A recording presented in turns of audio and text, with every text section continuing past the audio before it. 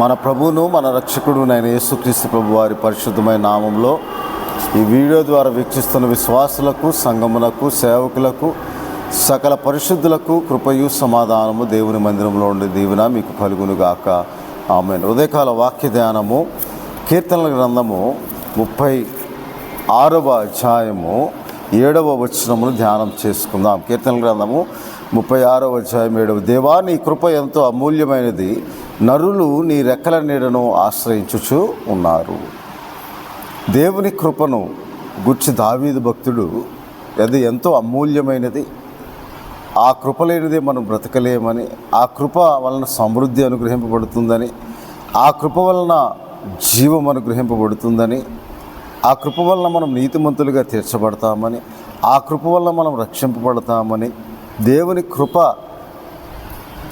అనేది ఎంతో అమూల్యమైనదని దావీదు భక్తుడు ఈ ప్రార్థన ద్వారా కీర్తనల గ్రంథంలో 36వ అధ్యాయం 7వ వచనంలో నీ కృప ఎంతో అమూల్యమైనది అని దావీదు దేవుని కృతజ్ఞతాస్తుతులు చెల్లిస్తున్న వ్యక్తిగతంగా తాను అనుభవపూర్వకంగా దేవుని కృపను పొందుకొని తాను ఎలాగో ఆశీర్వదింపబడ్డాడో, ఎలాగూ శత్రువుల మీద జయము పొందాడో, ఎలాగూ తన శత్రువుల బారి నుండి కాపాడబడ్డాడు, ఎలాగూ అతనికి దేవుని కృప తోడుగా ఉండబట్టి దేవుడు అతనికి తోడై ఉండి అతను పోయిన చోటలా జయము పొందాడో, దేవుడు అతని ఆశీర్వాదకరంగా అనేకులకు ఎలాగూ ఉంచి గొర్రెల కాపరిగా ఉన్న అతన్ని తీసుకొని వచ్చి దేవుని ప్రజలను మేపుటకై, గొర్రెలను మేపుటకై ఆయనను తన దక్షిణ హస్తంచే హెచ్చించి దేవుడు కోరుకొని ఏర్పరచుకొని ప్రతిష్ఠించి అభిషేకించి నా రాజుగా దేవుడు తన కృపచేతనే దావీదును హెచ్చించినని దావీదు ఎరిగి, దావీదు అనుభవపూర్వకంగా దేవుని కృపను తెలుసుకొని, ఆ కృప ఎటువంటిదంట? యెషయా గ్రంథము 55వ అధ్యాయంలో 3-4 వచనములో ఇలాగూ రాయబడి ఉన్నది. చెవియొగ్గి నా యొద్దకు రండి, మీరు వినిన ఎడల మీరు బ్రతుకుదురు, నేను నిత్యమైన నిబంధన మీతో చేసేదను, దావీదునకు చూపిన శాశ్వత కృపను మీకు చూపుతాను. ఇదిగో, జనములకు సాక్షిగా అతన్ని నియమించి తిని, జనములకు రాజుగా అధిపతిగా అతన్ని నియమించి తిని అని దావీదుకు శాశ్వతమైన కృపను దేవుడు చూపెట్టాడు.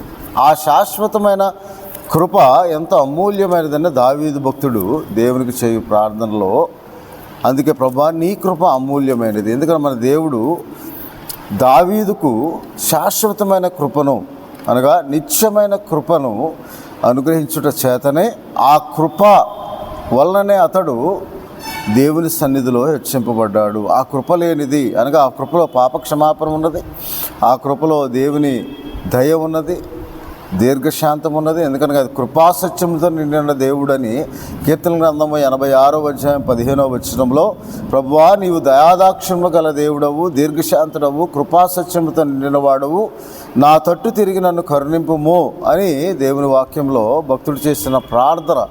ఆయన దయాదాక్షిణ్యము గల దేవుడు, కృపా సత్యములతో నిండినవాడు, దీర్ఘశాంతుడని దేవుని వాక్యంలో రాయబడి ఉన్నది. కాబట్టి దావీదుకు 89వ కీర్తనలో 24వ వచనంలో ఇలాగూ దేవుడు సెలవిస్తున్నాడు, నా విశ్వాసతయు నా కృపయు అతనికి తోడయుండును, నా నామమును బట్టి అతని కొమ్ము హెచ్చింపబడును. దేవుని ఆశీర్వాదములు మనం పొందుకోవాలి అంటే దేవుని కృప చాలా అవసరం.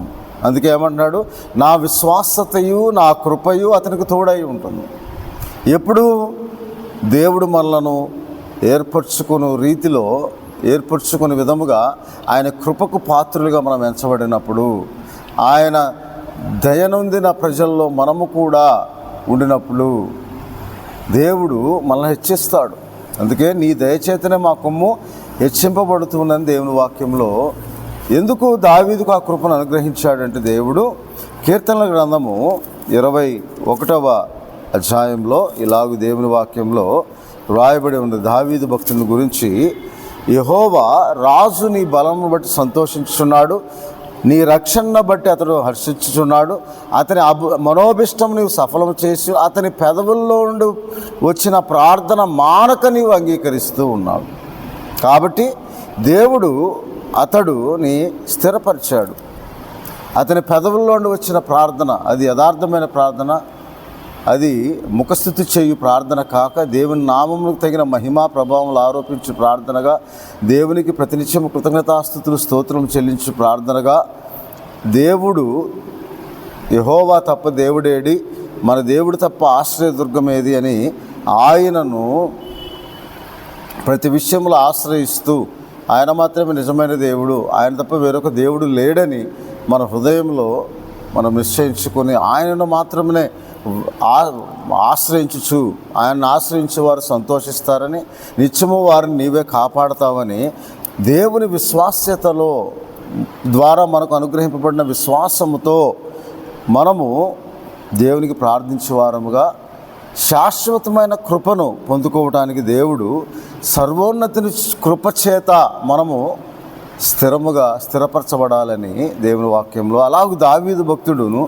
ఆ కృపచేతనే అతడు రక్షింపబడి, చూడండి 21వ కీర్తన 7వ వచనం, ఏలయనగా రాజు యెహోవా యందు నమ్మిక ఉంచున్నాడు, సర్వోన్నతిని కృపచేత అతడు కదలకుండా నిలుస్తాడు. ఎప్పుడైతే దేవుని కృపకు పాత్రలుగా మనం ఎంచబడతామో సర్వోన్నతుని కృపచేత, అందుకే దావీదు భక్తుడు 25వ కీర్తనలో 7వ వచనంలో, యెహోవా నీ కృపను బట్టి నీ దయ చొప్పున నన్ను జ్ఞాపకంలో ఉంచుకు ప్రభువా అని దేవుని వాక్యంలో రాయబడింది. కాబట్టి దేవుని కృప అది కీర్తన గ్రంథంలో, పాత నిబంధన గ్రంథంలో రాయబడిన ఆ కృప అది ఎంతో అమూల్యమైనది. ఆ కృప లేనిదే మనం జీవించలేము. అది క్రొత్త నిబంధనలో యేసుక్రీస్తు ప్రభు ద్వారా ఆ కృప మనకు దేవుడు అనుగ్రహించాడు. మనం రక్షింపబడడానికి ఆ కృప అవసరమై ఉన్నది. అందుకే యోహాను సువార్త 1వ అధ్యాయంలో ఏమంటాడు, కృపయు సత్యము మన ప్రభువును మన రక్షకుడైన యేసుక్రీస్తు ద్వారా మనకు అనుగ్రహింపబడింది.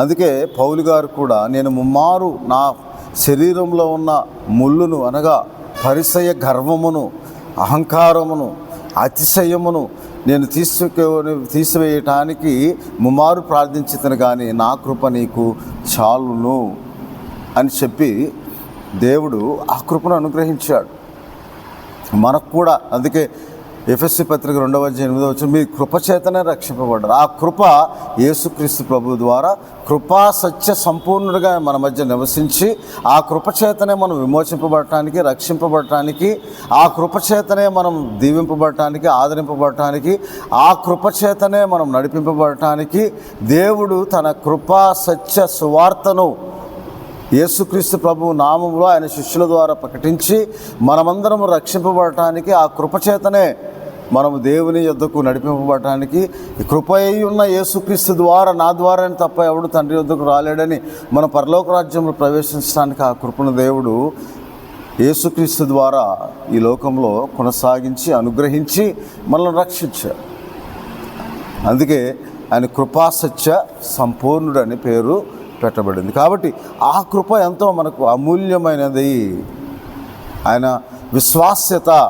అందుకే కీర్తన గ్రంథము 89వ అధ్యాయంలో 2వ వచనం, కృప నిత్యము స్థాపింపబడుతుందంట. ఒకసారి దేవుడు దాన్ని స్థిరపరిస్తే మన జీవితంలో, నీ కృప చొప్పున మమ్మల్ని కరుణించు ప్రభువా, నీ కృప చొప్పున మమ్మల్ని ఆదరించు ప్రభువా. ఆ కృప లేనిదే మనం ఏమి చేయలేము. అందుకే 1 కొరింథీయులకు రాసిన పత్రిక 15వ అధ్యాయంలో ఇలాగ దేవుని వాక్యంలో రాయబడింది. పౌలు గారు అంటూ ఉంటాడు, 1 కొరింథీయులకు రాసిన పత్రిక 15వ అధ్యాయం 10వ వచనంలో, ఆయనను నేనేమై ఉన్నానో అది దేవుని కృప వలన అయి ఉన్నాను, మరియు నాకు అనుగ్రహింపబడిన ఆయన కృప నిష్ఫలము కాలేదు, కానీ వారందరికంటే నేను ఎక్కువగా ప్రయాసపడేది నేదు కాదు, నాకు తోడై ఉన్న దేవుని కృప. ఆ కృప మనలను కాపాడుతూ ఉంది, ఆ కృప మనల్ని రక్షిస్తూ ఉంది.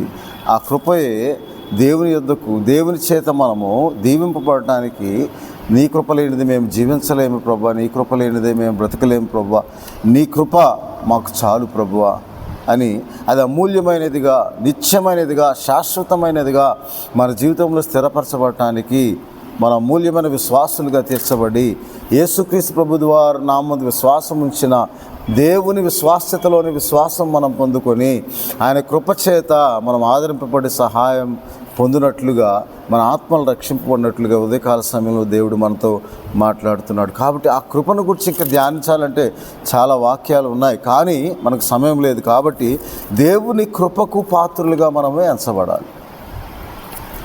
ఆ కృప యేసుక్రీస్తు నామమందు విశ్వాసం ఉంచిన వారికి దేవుడు అనుగ్రహించే కృప.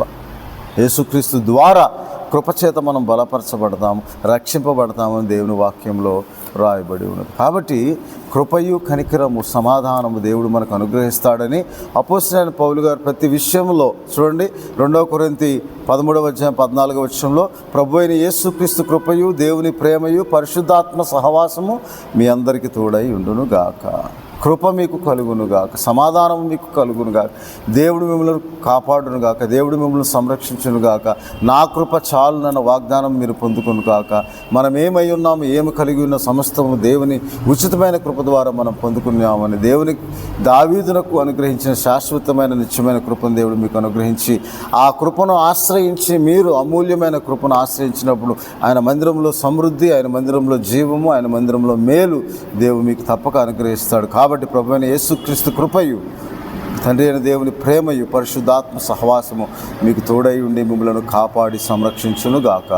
ఆమె ప్రార్థన చేసుకుందాం. పరిశుద్ధుడైన మహోన్నతుడైన తండ్రి, మీకు స్తోత్రాలు ప్రభా. ఉదయకాల సమయంలో మీ కృపను గురించి ధ్యానించే భాగ్యం మీ మందిరంలో నుండి ప్రభా వీడియో ద్వారా వీక్షిస్తున్న ప్రతి ఒక్కరికి అటు కృపను దయచేయండి ప్రభు. మీ కృప లేనిదే మేము జీవించలేము ప్రభు.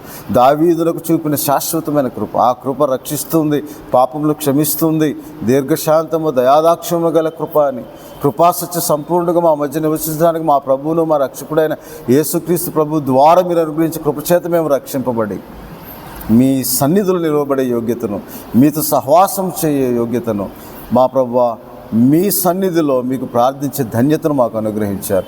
ఈ వీడియో ద్వారా వీక్షిస్తున్న ప్రతి ఒక్కరిని మీరు మీ కృప అనుగ్రహించండి, కృపచేత రక్షించండి, కృపచేతనే వారిని హెచ్చించండి ప్రభువా. వారి ప్రార్థనలన్నీ సఫలపరచండి, అనారోగ్యంతో వారిని ముట్టి స్వస్థపరచండి ప్రభువా.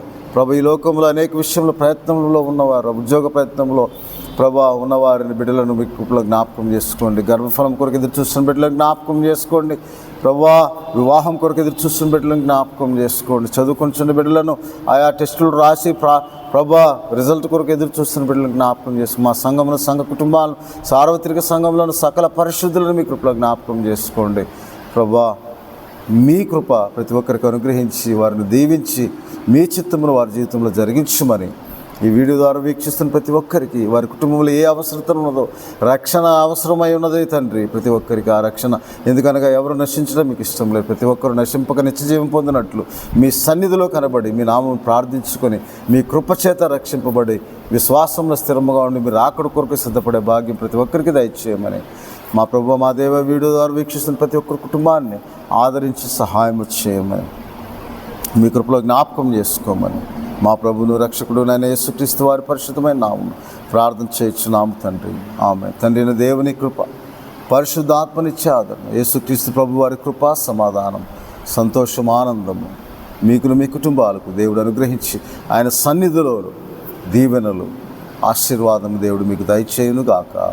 ఆమె దేవుడు మిమ్మల్ని దీవించును గాక. ఆమె